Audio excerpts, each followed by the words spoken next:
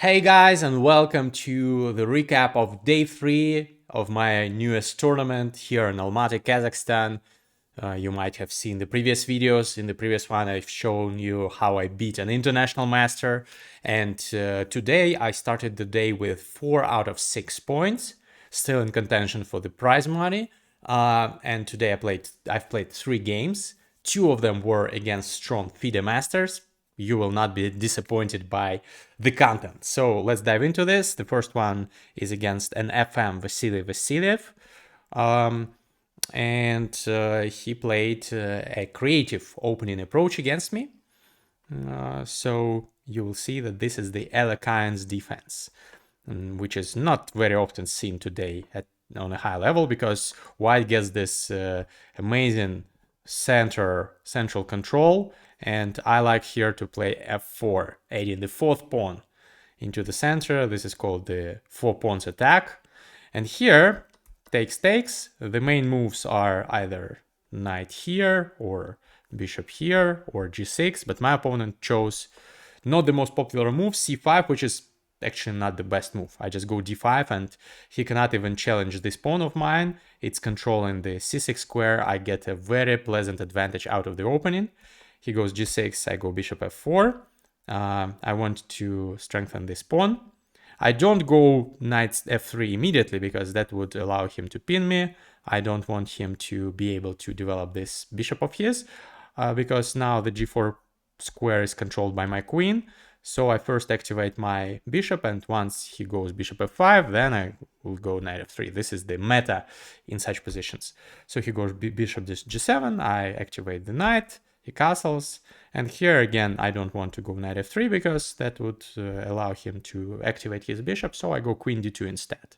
I want to castle alone and enjoy my nice pawn center, big white center, very nice. The computer says I'm already +1, so great position out of the opening. He goes e6, trying to undermine my center. I thought for some time of going d6, but I thought that would allow him to activate the knight. I don't want him to do that, so I just castle alone. Top engine move. Takes. And now I have this passed pawn. It's now a passed pawn because there is no pawn on c7 or e7 to stop me from advancing the d pawn. So I'm even more better than I used to be. So amazing position. He goes rook e8, putting pressure on this pawn, and I go knight f3 because now I want to activate this knight finally. Okay, yes, he can go bishop here, but so what? He goes bishop here, and here for some time I thought about going bishop g5. The computer says it's the best move because the idea is he doesn't have that many squares for the queen. He has c8, he has d7, and he has c7, but all of them have their own drawbacks. If he goes to d7, he loses immediately because bishop g5 just wins material here. So it's not good. If he goes to c7, this also is not too good for him. I can go knight b5, for example, continuing harassing the queen, and then I can jump into d6 or go bishop f6, so it's not good. So the best move is queen c8 here. And here I spent some time thinking what do I do here. My pawn is threatened, and I didn't find a way forward. Actually, the computer finds knight e4 with the threat of jumping either here or here with a dominating position. So I should have gone for this, but still I went bishop b5, which is a nice move, attacking the rook, but it squanders some of the advantage. And here I thought that he has to go for this line. Takes, and rook takes e5. And actually the computer agrees, surprisingly. So second the exchange. I thought this is his best chance to activate his pieces to get the unopposed dark squared bishop. But still I'm better because I can go rook h to e1. And if the bishop moves out of the way, then the e8 square is up for grabs for me. So he has to protect like this. And here I have many good ideas, such as queen e4, for example, attacking the queen, harassing it, and I have great initiative and big advantage. So I was confident here that I have a great position. If he goes here, for example, then I have e6 and he's lost. And I completely missed his response. He went bishop takes e5. And first of all, I thought, did I blunder something? And it turns out that it was not me who blundered, but him. So First of all, I thought, what if I take the rook? Of course, this is the obvious move here. Taking the rook, and if he takes, I'll take here, exchange everything, and I'm up in exchange and have a great initiative. And rook he1, he can resign practically already, because his pieces on b8 and a8 do not have time to develop. So, of course, he will not take on e8. Of course, what I missed initially from afar is that this bishop should control the c4 square. And if I take, he has this move, knight c4. I take in my queen, also defending this bishop. And I thought that, well, the queen is defending this bishop, so it has to stay defending it. If it goes somewhere like queen d3, then he takes with check, and black is already not worse. So I thought, what do I do here? And I thought maybe... I don't know, I forgot what I was thinking here, but I decided against going for this line. But it turns out that I could have gotten a great position after bishop takes f7 check and bishop g5, attacking the queen. Because my queen is hanging, yes, but his queen is hanging as well. And I'm up material if we exchange, if we trade everything. So somehow my brain refused to function. I just did not see this. Yeah, I usually see this with my eyes closed, like in blindfold game. I would have probably seen this. I don't know what happened to me. So I decided not to take this rook after bishop e5. I decided to trust him. He's a FIDE master after all. I shouldn't have done it. And I activated my rook with rook e1. I thought, okay, he took my pawn. Still I'm attacking. His knight on b8 is not developed. His rook on a8 is not developed. This knight is also not that strong. So I have great centralization of my pieces, and I should have compensation for the pawn. Yes, that's true. The engine says that white is even slightly better here, plus 0.2. But I'm down a pawn now, and the game gets sharp. He activates his knight. I trade the bishops, and I decide to trade the rooks because I want to go forward with my queen and attack this knight. Turns out it was not the most precise move order. I should have gone d6, freeing this square for my knight. In future, well, it's not obvious, of course, over the board. So yeah, taken was not that bad, but I worsened my position a little bit because here he finds a6, a nice move. Actually, I thought about taking, but then he takes and his rook is now active. Probably I should have gone for this still, considering what happened in the game, but for some reason I decided, you know what, I'll just drop back with my bishop. His knight is still hanging. But he defends the knight, and it turns out I cannot go knight e4, because then he has this tactical shot, knight d3 check. And once I take, he'll take my queen. So this is unpleasant. From afar, I somehow missed queen d6. You will see that I'm not in good shape in this game. So here, instead of knight e4, which would have lost on the spot, I went king b1, sidestepping all the checks. But you may see by the evil bar that black is very much back in the game. Black is dominating. f5 is a nice move. What it does, it prevents me from going to e4. If you have an advantage, you should play being mindful of your opponent's counterplay. And here my experienced opponent, a FIDE master, knew that I desperately need my knight to go to e4 to attack the queen and then to jump in to f6, and maybe I'll have a winning attack then. So he doesn't allow me to do that. I go h5. I desperately try to create some counterplay, maybe play against his weakened king, because I'm down a pawn. In endgames I will be lost. My bishop is not that impressive as well. This pawn is weak, this pawn is weak, this pawn is weak. All pawns are pawn islands for me. So yeah, he goes knight e to c4. He wants me to trade with him, which is, of course, not a good idea because his knights blockade everything nicely, and the endgame is just lost for me. So of course I do not trade. I go queen g5, reinstating my threat of h5. It's not a threat, but it is an idea, at least for some counterplay.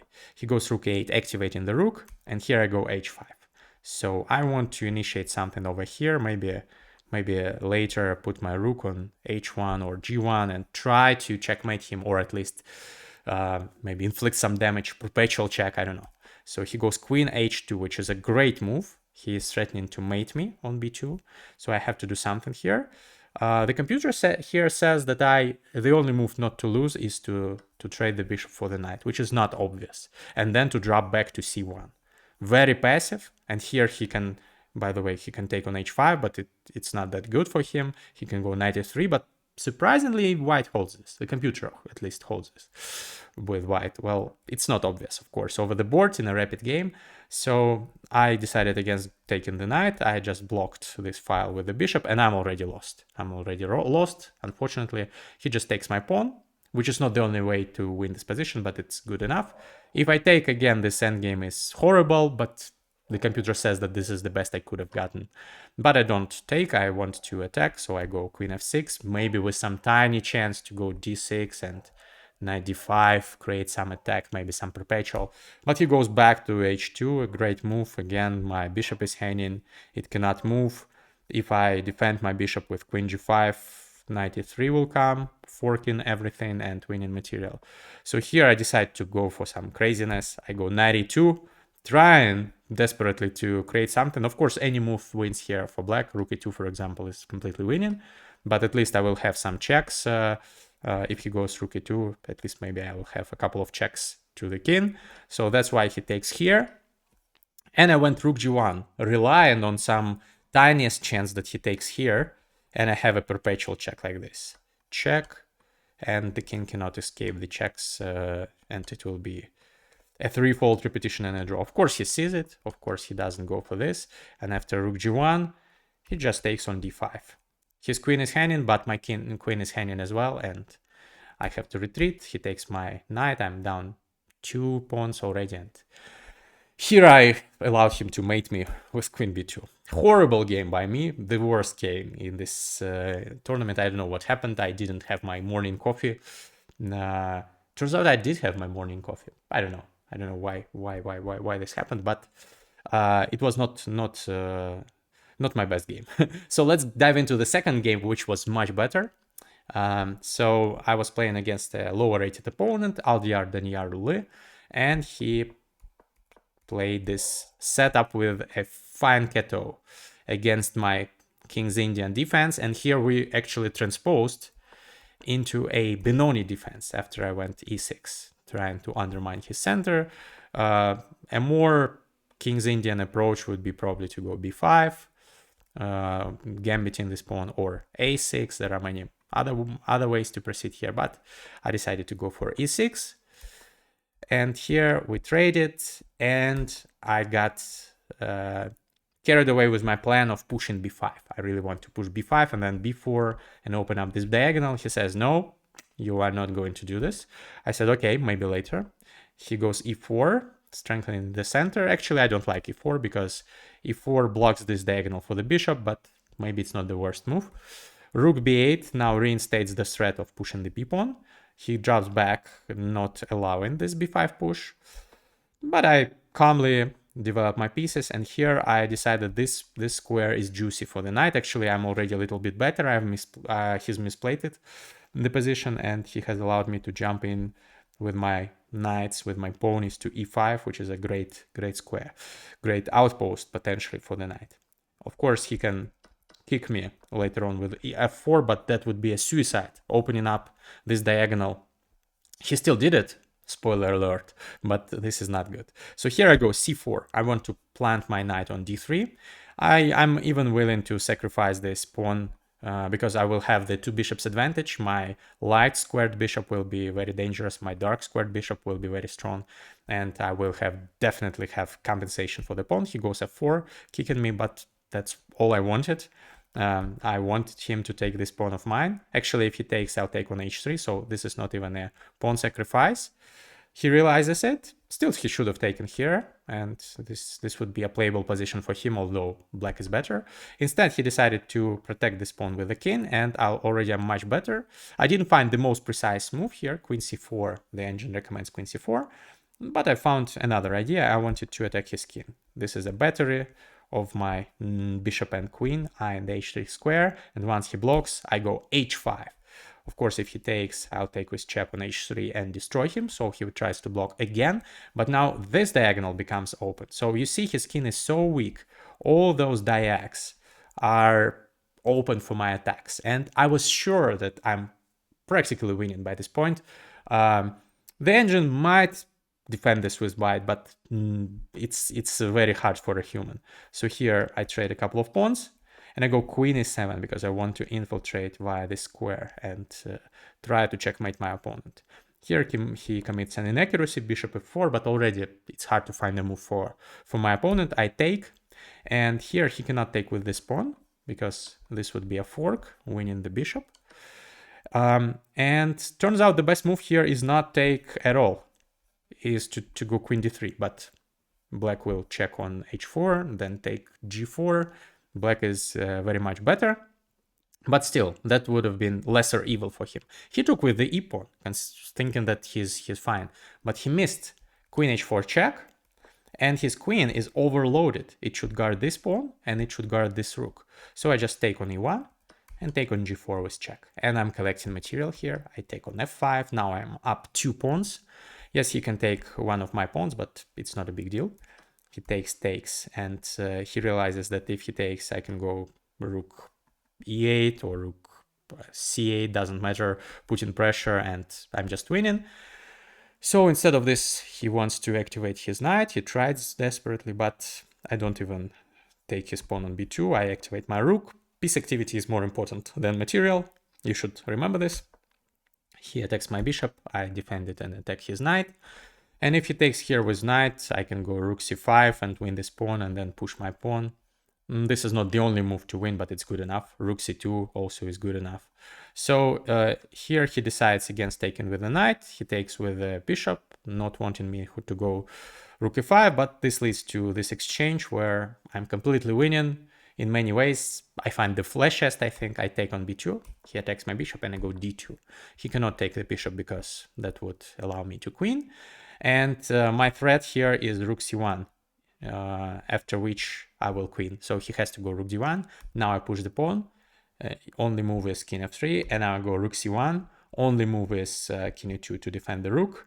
But here he's unable to move. He doesn't have any counterplay because he will never take this pawn. I will take the rook then. He will never take this rook because I will take and queen. He's not able to do anything, and I'm able to do whatever I want. I drop back, attack his bishop, go here, and go b5, and here he resigns because he realizes that he cannot stop me from advancing this pawn and queening it. I win a decent game, actually. Let me take a look at the game review. I think I played it at 94% accuracy. Yeah, so good one. I rehabilitated myself, and in the last game, in the last round, I played another FIDE master, Kazbek Primbet. So I'm on 5 out of 8 points. If I win, I may be in contention for the prizes. So I decided to go all in this game. Let's see whether I was successful or not. My opponent chose a very unorthodox opening in this one, inspired by Magnus Carlsen, by the way. So he went knight f6. Have you seen this opening? Actually, Magnus Carlsen once played it. It's called Norwegian defense. e5, knight h5. And in many variations, black puts the knight on g7. For example, if I go g4, he goes knight g7, and actually black is fine. So black has sufficient counterplay. h5 in future and so on. So this is usually the square for the bishop, but in this variation the knight goes there. Very interesting. So I decided to develop normally. I thought that this should be a garbage opening if I just develop, and white should be better, and turns out I was right. I'm already on +1 again. A castle. He drops back the knight, realizing that the knight on the rim is very dim, and here I put the bishop on h6. I really liked it. It's not usual. It's not often that you see the white's bishop on h6 and black's knight on g7. Very, very unorthodox way to play. Actually, bishop h6 wasn't even the best move. The computer screams that I need to go for c4 plans and knight c3, but I wasn't sure. I thought about this, but I thought bishop h6 looks nice. He goes c6, and I go c3, strengthening this pawn chain. Again, the computer prefers c4, but I thought that this makes my d4 pawn vulnerable, and I thought that some c5 ideas for my opponent might be good in future. Turns out I'm stupid and shouldn't be allowed to play chess, but yeah, okay. I decided to build this connect 4 pawn chain. He goes knight f5 because his knight needs to activate. G7 is not the square for the knight. We trade the dark squared bishops, and I'm quite optimistic about my chances in this game because his dark squares are so weak. And in future, I will be able to launch a kingside attack. You know, this is a good rule that you should learn. When you play a game of chess and you don't know what to do, you need a plan. Where should I play? On the queen side, on the king side? You should look at the way your pawns are pointing. So my pawns are pointing in that direction. So I should play on the king side. His pawns are pointing in that direction, so he should play on the queen side. This always works. An amazing rule that you should learn. So I realized here that I should play on the king side ideally, but first I should develop my pieces. So I develop, and here I decide to, I get a little bit carried away. I should have, of course, continued development normally, but I decided I need to suffocate him on the queen side. So I violated the rule that I just told you. I went a4, which is not a horrible mistake, but coupled with a5, which I did later, this is just stupid. I don't know why I did it. I decided I need to activate this rook, open up this file, but I knew it that I should play on the king side. Somehow I got too carried away with some, I don't know, a dubious idea of pawn advancement. I thought I'm AlphaZero, but I'm not. AlphaZero is a famous chess engine that liked advancing the A and H pawns. So he takes here. We trade some material, and here I'm still better, but he has this unpleasant fork in the d4 pawn and the a5 pawn. And it turns out that I'm still better, but I should gambit the a5 pawn. The idea is to go knight f3 here, to allow him to take, and then to go h4, and then to attack on the king side as if nothing happened, because he's too slow on the queen side. So I should put my knight here, put my queen here, put my rook here, and put pressure on the f7 square. And turns out it's very unpleasant for black to defend. Somehow I didn't even think of this. I was tired. I have many excuses why I didn't do this. All of them are garbage. So I just didn't think of gambiting the pawn here like this. I thought, oh, my pawn is hanging. This pawn is hanging as well. What can I do? I can go knight b3 and defend both pawns, but it's a bad move. Now black has the upper hand because he nonetheless takes. You know what the best move here in the position is? Knight back to d2, and then knight f3, h4, knight g5, and the same plan. So wasting 2 tempi is still better than what I did in the game. Horrible. So I decided, yeah, at least I'll take, I'll spoil his pawn structure, and then I'll go. I thought initially that I can go queen d2 and win this pawn. But then I calculated this variation, rook b8, putting pressure here. And if I take here, he takes here. This is a deflection because the queen should defend the rook. So if I take here, he takes here. And if I go here, this is what I calculated. He can go like many moves are possible, this or this. And I thought that it's not good. Probably I will win this pawn. For example, I can win it like this, check, and take here. But probably this endgame is very unpleasant for me. Still, this is maybe what I should have gone for, because rook c8, for example, he threatened back rank problems for me, h4, rook c4, and this pawn will be lost. And probably, if I defend correctly, I can save this rook endgame. But I wasn't sure. I calculated to this around here. I thought that I will win this pawn, but the rook endgame is unpleasant. I was correct, but I still should have gone for this, because what I did was even more dubious. Instead of going queen d2 here and taking the a5 pawn like this, I decided to be more active and went queen b5, because I wanted to infiltrate in some variations, and I calculated that if he goes queen b6, which he did, I'll take here. And if he takes here, this is around equal. Still, black is, by the way, better, but nothing too crazy. But he didn't take here. He took here. And my plan here was to infiltrate like this, and maybe in future start harassing his king. But it was a bad plan. So first I attacked his queen. He moved here. I moved here, putting more pressure on the A file.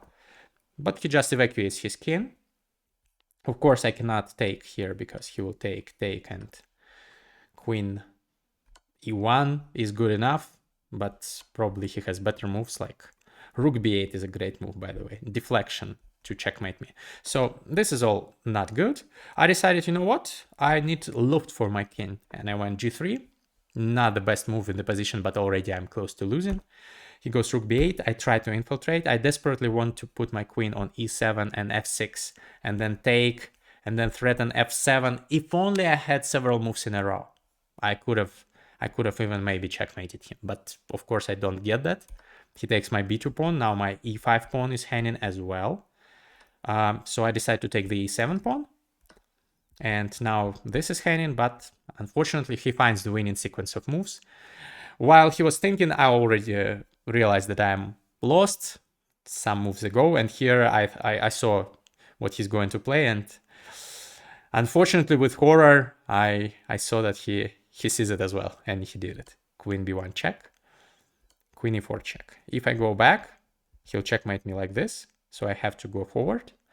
But then check. He is protecting this pawn now, and he goes rook b2. And this threat is unstoppable, and I resign. Unfortunately, I lose the last game. I still gain some rating points because I've lost again. I've won against strong IM, and I've lost 4 games but won 5. But all the games that I've lost were against strong masters, IMs, FMs, and 1 CM. And I've won all games against weaker opponents and also won against an IM, so it's not that bad, but still the aftertaste after the last day is not that great. But still, I'm optimistic about my next tournament. I will be playing in a classical tournament in Ust-Kamenogorsk in Kazakhstan, where there are many strong GMs playing. It's an open tournament. I will probably play some masters and some grandmasters, maybe even. So I will fly there on Tuesday, and on Wednesday the first round begins, so stay tuned. And I'm really not happy about the number of views under my recaps, so if you can help me by liking this video and writing a comment to encourage me to do more recaps, that would be nice of you. Of course, no pressure, you don't have to do this, but if you want to support me, this is the way. See you in the next one, and thank you for watching this. Bye bye.